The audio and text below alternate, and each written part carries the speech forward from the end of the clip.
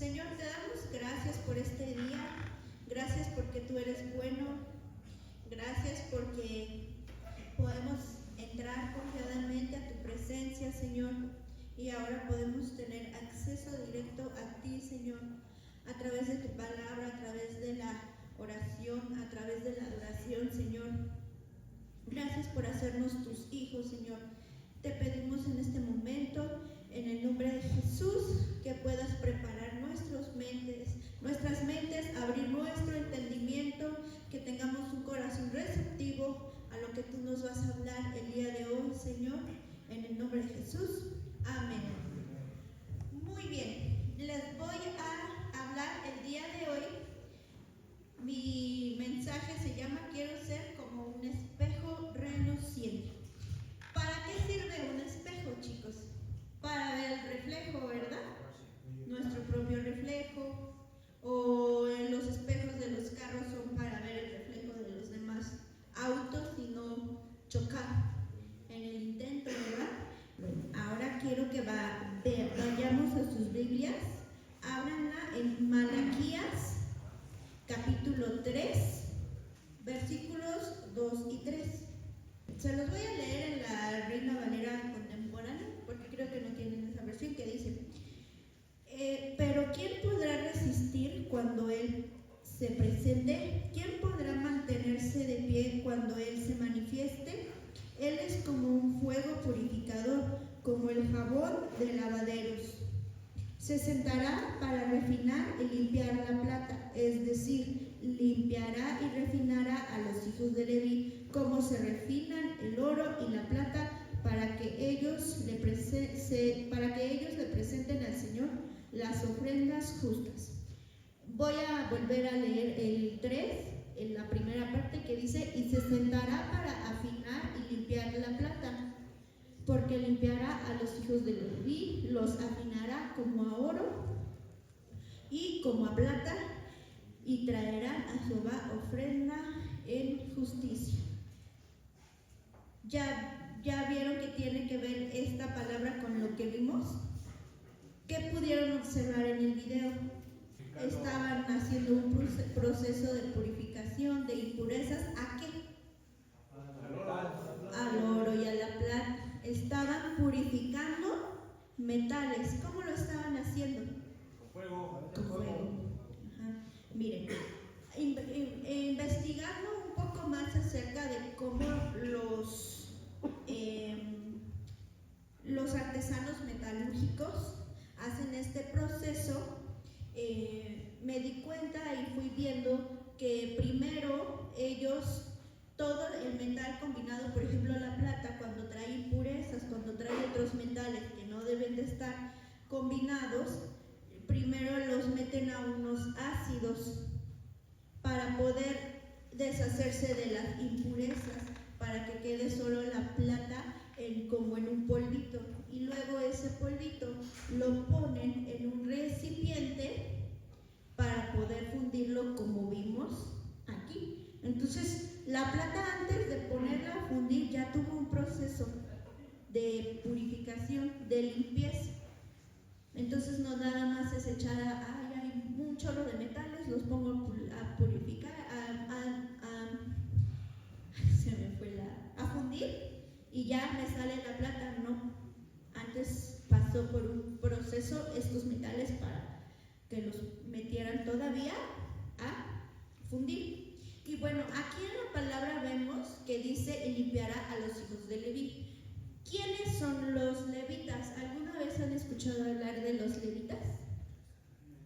¿Qué han escuchado hablar de los levitas?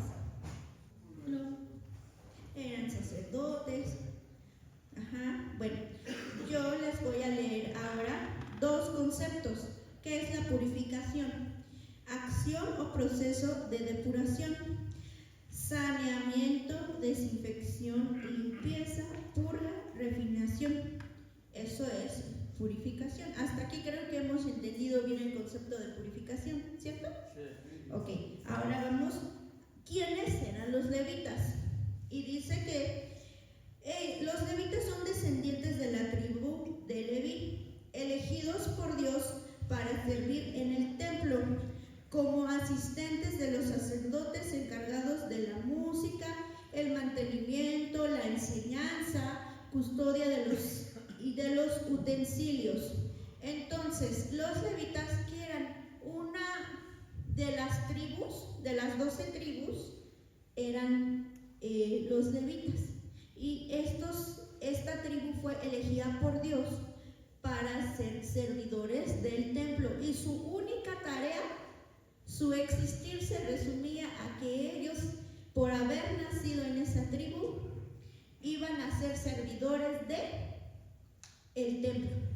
Y aquí abajo lo puse entre paréntesis, dice que eran mantenidos por el diezmo de las otras tribus. ¿Por qué? Pues para que ellos pudieran enfocarse en el servicio del Señor. Y sus necesidades básicas se encargaban las demás tribus, pues para que no se distrajeran, sino solo fueron exclusivos para el servicio de Dios. Eso era en el Antiguo Testamento. ¿A qué les suena esto? Ahora no se les hace similar, o más bien es lo que nosotros hacemos. ¿Qué se hace el domingo en el templo, aquí en la iglesia? Culto. ¿Y qué se hace en el culto? Adoración, o sea, hay música. Pues nosotros aquí, como en La Roca, no tenemos un grupo de alabanza, pero ¿recuerdan cuando viene Vasos de Barro? Creo que, no recuerdo si vinieron hace 8 días o hace 15, pero es los chicos que suben aquí a tocar, el grupo de alabanza. Ellos están encargados de la música, ¿cierto? ¿Quiénes están encargados de la enseñanza? Los pastores o los invitados o los maestros que vienen aquí a darles una palabra. ¿Quiénes están encargados del mantenimiento? Los Caterpillar. Aquí en La Roca, los Caterpillar, ¿cierto? O algunos de otros que a lo mejor no son Caterpillar, pero también haces trabajos de mantenimiento, como lavar trastes, barrer, trapear. Después de los domingos, ¿a quiénes les hablan para limpiar? Servicio de iglesia. Son el equipo, los chicos que están encargados para el mantenimiento. Asistencia a los sacerdotes. En este caso sería asistencia al predicador, que es el que va a dar la palabra. ¿Quién ha visto cuando les pasan una botellita de agua? O en este caso que yo necesité que me ayudaran a proyectar unos videos, me ayudaran ellos. ¿Sí me explico? Entonces ahorita nosotros, los hijos de Dios, los que nos congregamos, los que estamos aprendiendo de su palabra, estamos haciendo las mismas funciones que hacían ¿quiénes? Los levitas. ¿Sí? ¿Hasta aquí vamos claros? Ok, que era importante que quedara específico esta situación. Ahora quiero hacerles otra pregunta. ¿Por qué o para qué debemos de ser purificados nosotros? Y bueno, antes que otra cosa, dar la respuesta a esta pregunta, quiero darles un contexto del Antiguo Testamento, ¿ok? En el Antiguo Testamento, una vez al año, el sumo sacerdote entraba al lugar santísimo. Entonces, este sacerdote entraba, pero no podía, el sumo sacerdote no podía entrar nada más así tan fácil a la presencia de Dios. Este sumo sacerdote tenía que pasar por un proceso de purificación tanto físico como espiritual. Se afeitaba, se cortaba el cabello, se bañaba y así hacía un proceso para que cuando entrara a la presencia de Dios no cayera muerto por estar indigno. Entonces cuando este sumo sacerdote entraba, le ataban a su cuerpo como un lazo, una cadena, para que como con campanas, para que cuando él anduviera allá adentro se escuchara, y en el momento que dejaba de escucharse por un rato, decían, ya no se escucha. Empezaban a jalarlo, y si el sumo sacerdote no estaba correctamente purificado, sacaban el cadáver. Entonces imagínense qué de especial tenía este momento, qué riguroso y qué estricto tenía que ser esta purificación. En Levíticos 16, no lo pongas porque es muy largo, narra todo el proceso que Dios dio como instrucción para el sacrificio de los machos cabríos y así expiar sus pecados y los de la familia del sacerdote.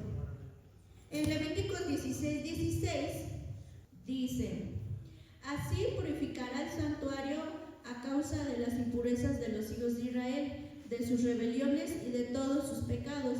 De la misma manera hará también al tabernáculo de reunión, el cual reside entre ellos en medio de sus impurezas. Y entonces aquí vemos la respuesta de todo este protocolo que tenía que pasar el sumo sacerdote, pues es que él iba a entrar a la presencia de Dios mediante el sacrificio para que todo el pueblo de Israel sea limpiado de todos los pecados que cometió. ¿Sí?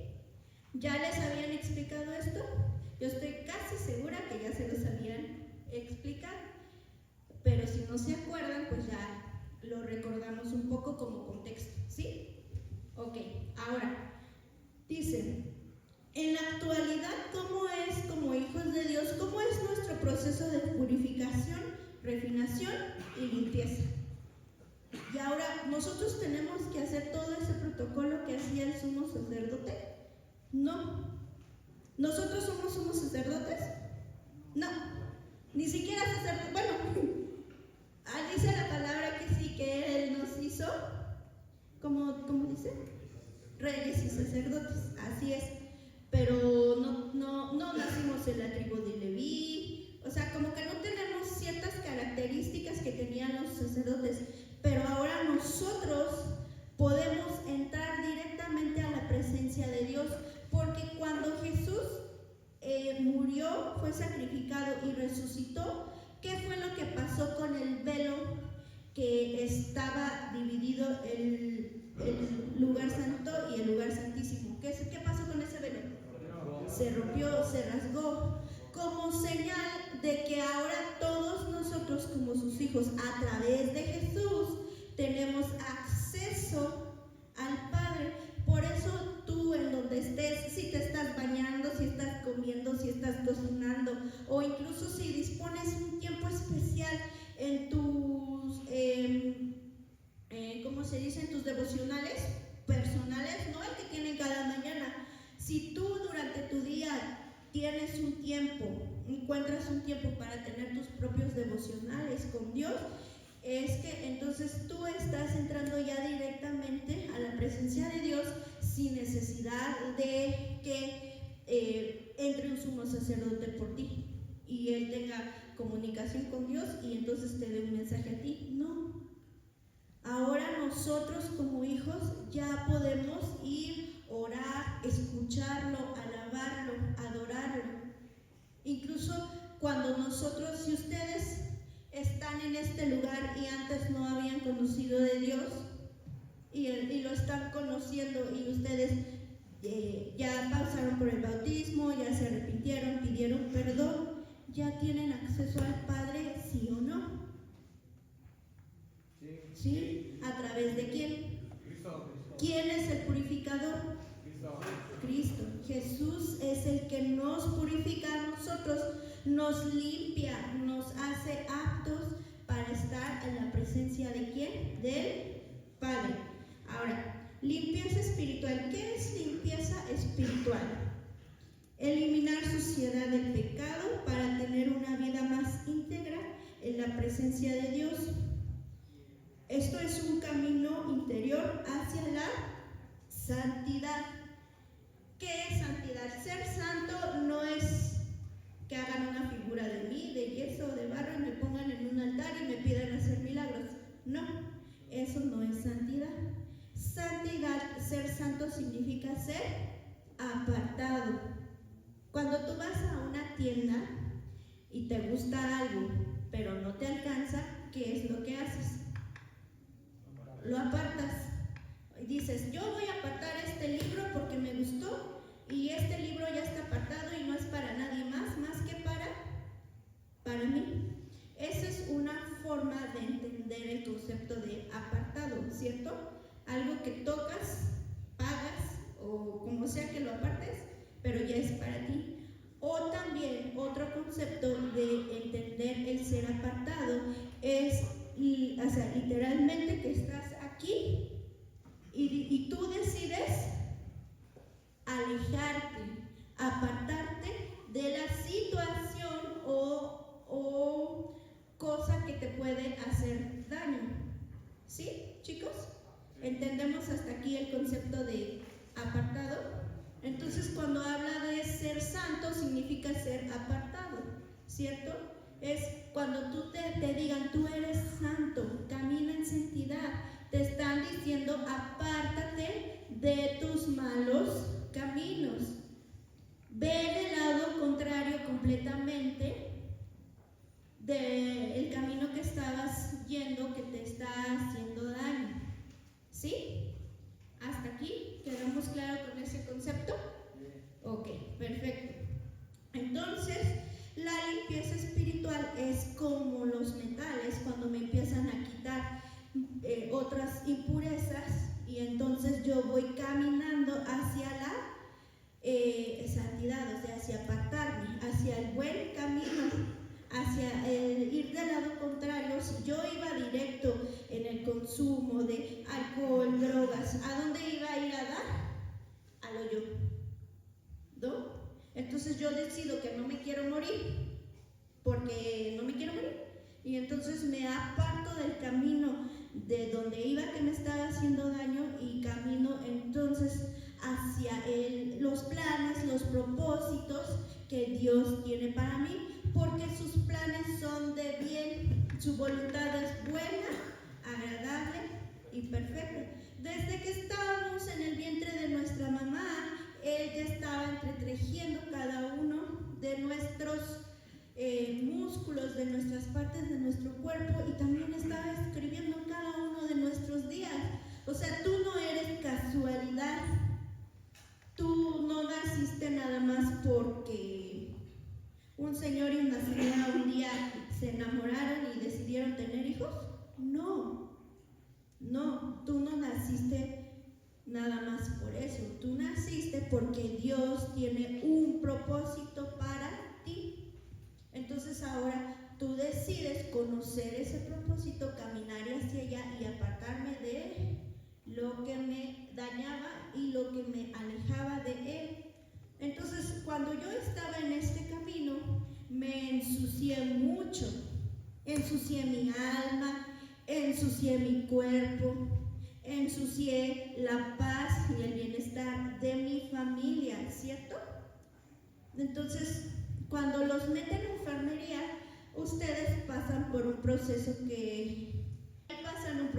duermen, algunos duermen mucho, otros están caminando para allá y para acá, cada quien vive diferente su proceso. Ese proceso que no puedo desintoxicación, ya. Entonces, eso quiere decir que les están quitando las impurezas, ¿cierto? Estar aquí adentro es un proceso de purificación, de limpieza, ¿sí o no? Sí. Entonces tú estás aquí 6 meses, te hablan de la palabra, tienes tus terapias psicológicas, tienes al médico, tienes el acompañamiento espiritual, Dios te dice que te ama, te restaura, incluso algunos hasta pueden experimentar la restauración de tu familia. Sales limpiecito, pero algunos deciden volverse a ir a ensuciar. ¿Y qué tiene que pasar? Otro proceso de purificación. ¿Y este proceso duele? Sí.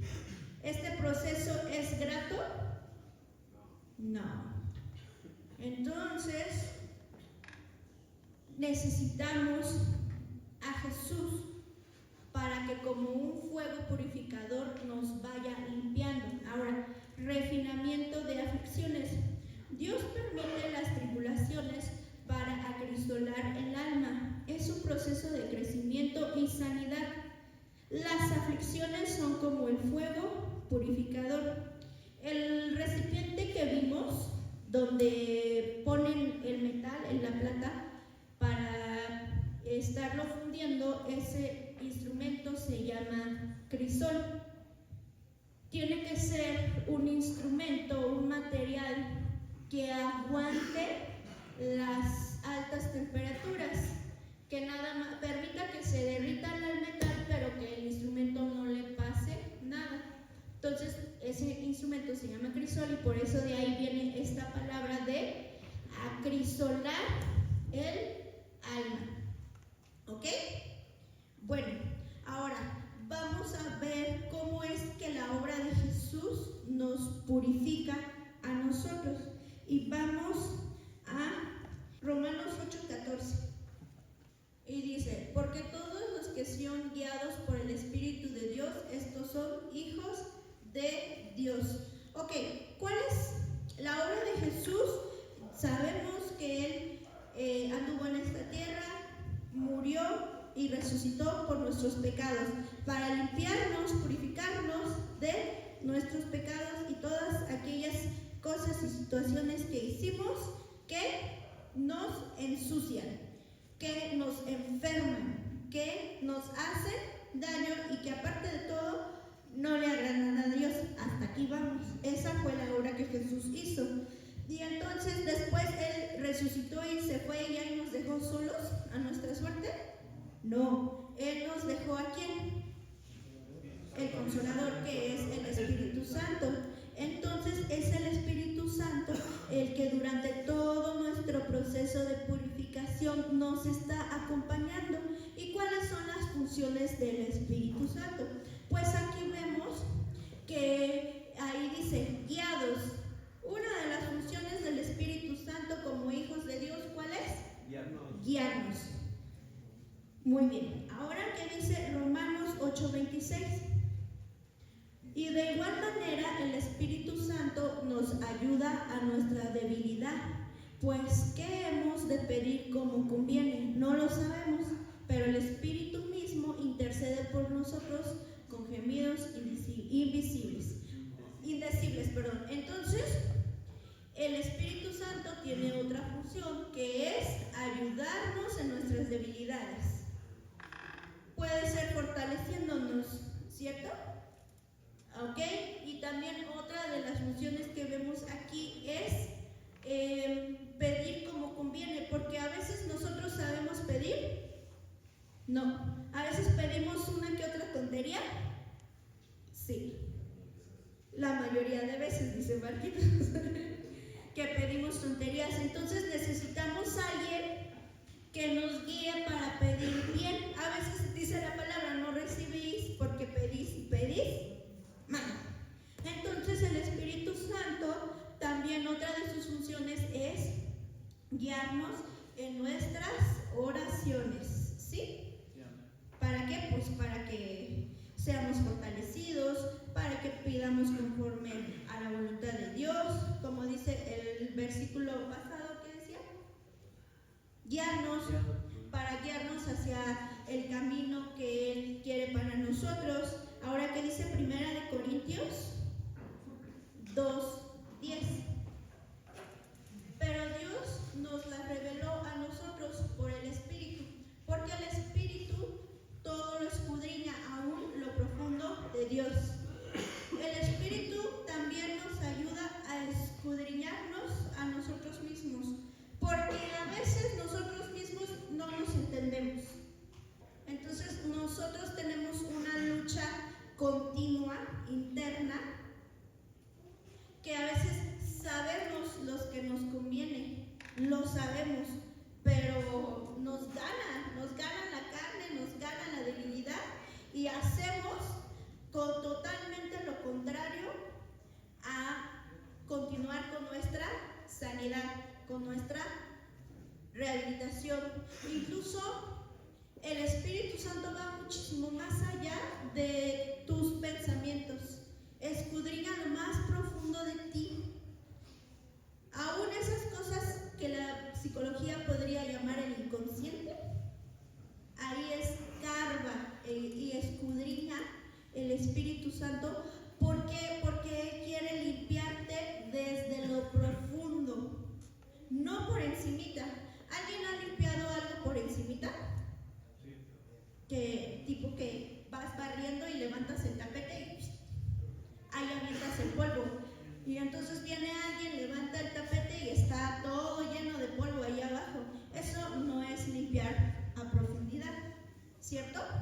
Entonces, nosotros como seres humanos, como hijos de Dios, Él quiere limpiarnos desde lo profundo, aún lo que nosotros no recordamos, porque hay heridas de nuestra infancia, que a tus 40, 50 años tal vez ya se te olvidaron, pero que dejaron una herida, la dejaron. Entonces, esas profundidades, el Espíritu Santo te limpia y te purifica. ¿Sí? ¿Hasta aquí vamos? Entonces, resumiendo, ¿cuáles son? El Espíritu Santo tiene muchísimas funciones, pero vamos hoy a ver estas, ¿sí? Entonces, nos guía. ¿Qué más? ¿Cuáles? Nos escudriña todo. Las dos del versículo pasado, 8:26. A ver, regrésate. Nos ayuda en nuestras debilidades. ¿Y cuál otro? Y nos ayuda a pedir bien. ¿Mande? No, a pedir como conviene. A pedir como conviene. ¿Sí? ¿Hasta aquí vamos? Ok. Ahora, ¿qué dice? Gálatas 5:16. Dice, digo pues, andad en el Espíritu y no satisfagáis los deseos de la carne. Vamos a hacer aquí una comparación. Los deseos de la carne pueden ser para fines de esta enseñanza. Los deseos de la carne son todas las impurezas que traemos, ¿sí? Es de lo que nos tiene que limpiar, específicamente esas impurezas en nuestro carácter, en nuestras acciones. Es de lo que tenemos que ser limpiados, es lo que queremos quitar. Y entonces, ¿qué es lo que queremos quitar y qué es lo que queremos tener? Bueno, en el siguiente versículo, porque el deseo de la carne es contra el Espíritu y del Espíritu es contra la carne, y estos se oponen entre sí para que no hagáis lo que quisierais. El siguiente.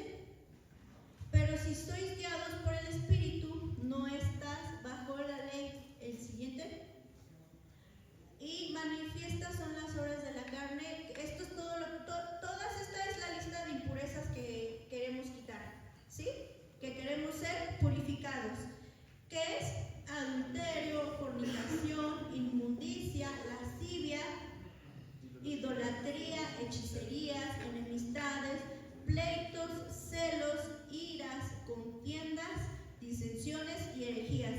Aquí hay sigue, envidias, homicidios, borracheras, orgías y cosas semejantes a estas, acerca de las cuales os amonesto, como yo os los he dicho antes, que lo practican tales cosas no heredarán el reino de Dios. Todas estas cosas que acabamos de ver son contaminantes, son impurezas, las cuales Dios nos tiene que limpiar, nos tiene que pulir y nos tiene que purificar. Y bueno, aguántame ahí. El video que vimos, igual viendo más videos acerca del proceso de purificación de los metales, específicamente de la plata, algo que me llamó mucho la atención, en el primer video, no, en el segundo, vieron que está el recipiente donde está la plata y el artesano metalúrgico, ¿qué es lo que está haciendo? La está sosteniendo y la está poniendo ahí, y con una mano, ¿cómo la está derritiendo? Con un soplete. ¿Qué implica que el artesano esté derritiendo la plata con el soplete? Que todo el tiempo esté ahí. ¿Puede dejar el soplete e irse? No. Tiene que tener un cuidado muy especial en este proceso. Tiene que estar ahí todo el tiempo. En otro video de otra chica que se dedica a hacer joyas de plata, ella decía que no puedes pegar el soplete tanto al recipiente porque el fuego se apaga, ni tampoco lo puedes alejar mucho. Tiene que tener una distancia específica, un tiempo específico. El artesano tiene que estar ahí, aplicando el fuego sin distraerse, sin irse, porque tiene su tiempo para que la plata se derrita y no se eche a perder el proceso de purificación. Cuando tú estás pasando por el fuego de la purificación, duele, ¿sí o no? Sí. ¿Te has quemado alguna vez? Sí, duele quemarte, duele pasar por el fuego. Las dificultades, las pruebas, la limpieza.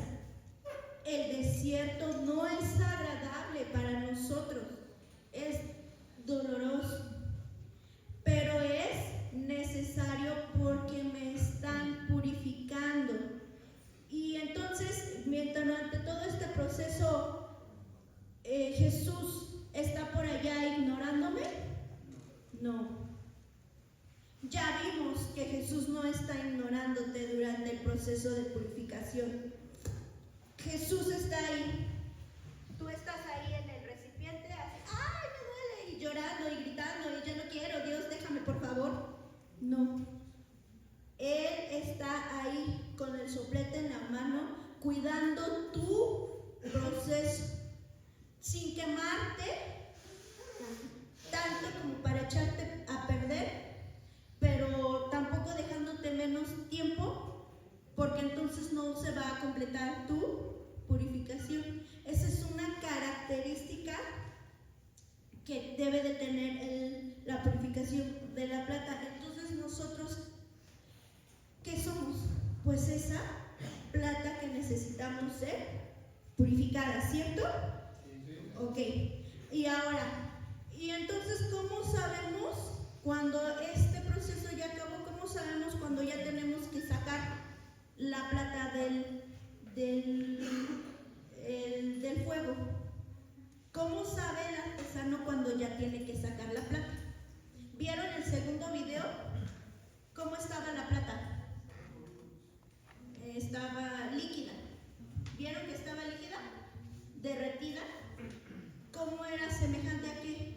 A un espejo. Entonces, el artesano está viendo el crisol, está viendo que la plata ya está líquida, ya está derretida, ya está reflejante como un espejo. Entonces, quita el soplete, se asoma, ¿qué ve? Su reflejo. Su reflejo. ¿El reflejo de quién? Del artesano. Del artesano. Yo, plata en la roca, plata ahí toda contaminada, con impurezas, que estoy pasando por un fuego purificador. ¿Cómo sé cuando ya estoy listo? Cuando yo refleje el carácter de ¿el mío? ¿El carácter de quién? ¿Por qué? Porque Él es el artesano, como dice la canción, el alfarero. Y entonces aquí es cuando, la verdad a mí esta palabra me impactó mucho, porque entonces ¿cómo sé cuando ya estoy reflejando el carácter de Jesús y no el mío? En la siguiente parte de Gálatas, cuando empiezo a dar el fruto del Espíritu Santo. ¿Cuál es este fruto? Más el fruto del Espíritu es amor, gozo, paz, paciencia, benignidad, bondad, fe, mansedumbre, templanza. Contra tales cosas no hay ley. Hermanos, varones, hombres, chicos, están pasando, definitivamente ya saben que ustedes en este lugar están pasando por ese fuego purificador. ¿Cómo empiecen a reflejar más de este fruto que de las obras de la carne que vimos anteriormente. ¿Sí o no? Entonces puedo filtrarme a mí mismo, evaluarme a mí mismo para saber si ya pronto el Señor me va a sacar de ese fuego purificador que duele. Sí lo puedo saber, porque ustedes, estoy casi segura que ustedes sí se dan cuenta cuando la riegan, cuando tienen un error.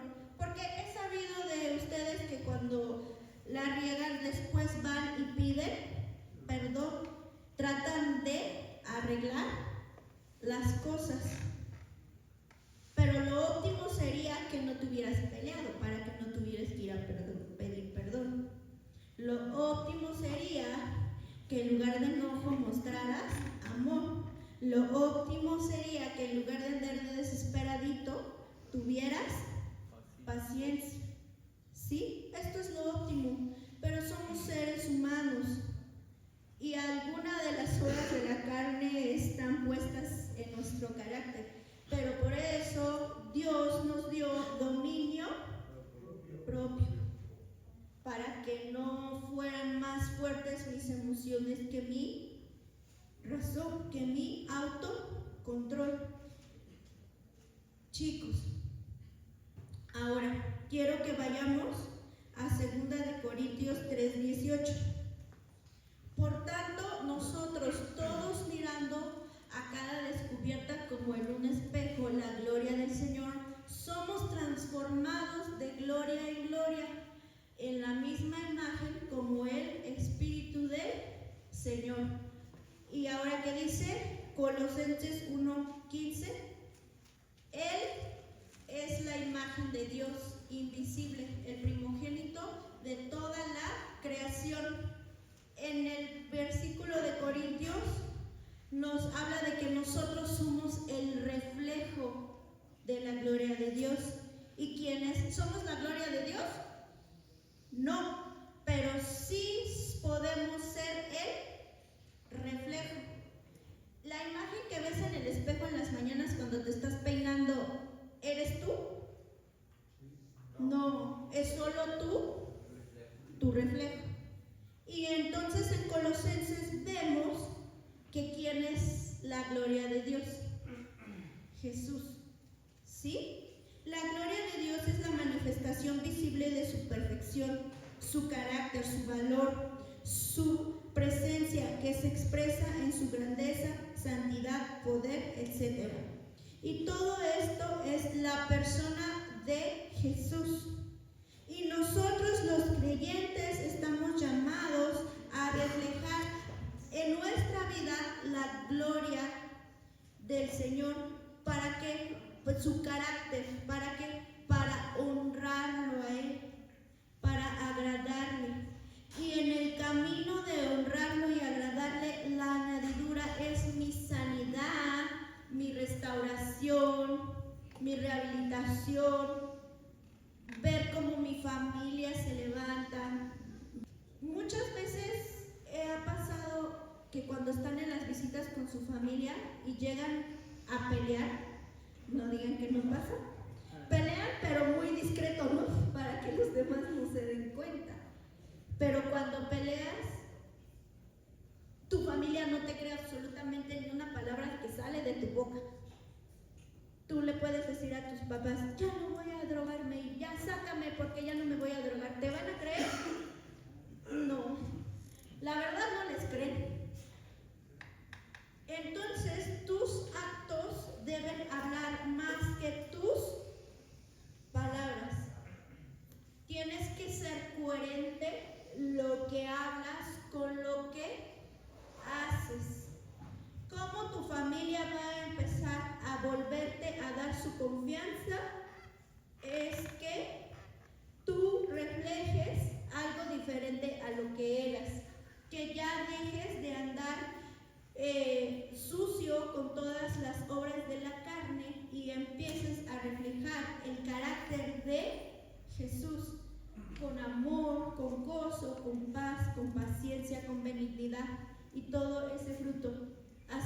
familia, hacia ti mismo, hacia tus compañeros.